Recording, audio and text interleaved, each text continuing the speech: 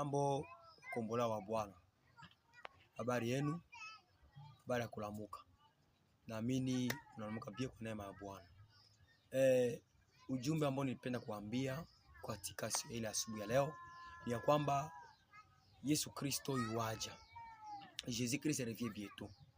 Ukiangalia tunapoishi sasa, ukiangalia dunia ya leo na ukiangalia actuelle génération, le monde actuel iko monde kinye deja inisha potea.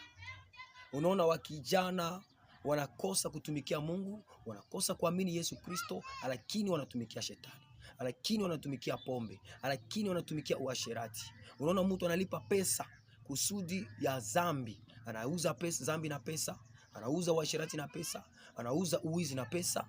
Ile yote inamaanisha Yesu Kristo kuna karibu kuja.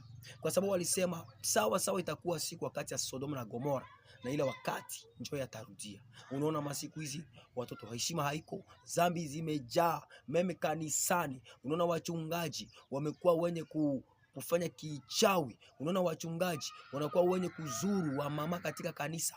Unaona wachungaji mingi wanapenda tu pesa, wanapenda pesa mingi, wanajiingiza ndani ya business, wanakatala kutumikia Mungu business, lakini wanasabu kondoo ya Bwana. Ndugu mpendwa, angalia wakati tuko ndani. Wakati tuko ndani ni wakati za hatari sana. Hayombe kukuwa ndani na distraction. Hayombe kukuwa ndani na distraction. Tukue vraiment vigilant. Tukue vraiment vigilant.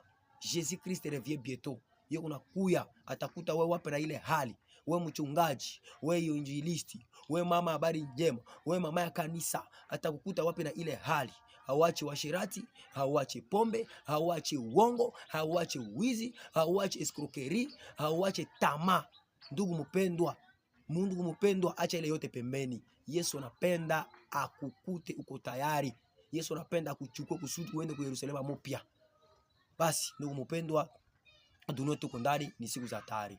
Amini Yesu Kristo akuwe Bwana Mwokozi ya maisha yako, ili uone ile Yerusalemu mpya na bwana harusi akuja akuchukue kama bibi harusi yake, na itakuwa furaha kubwa. Mungu awabariki kwa jina la Yesu Kristo.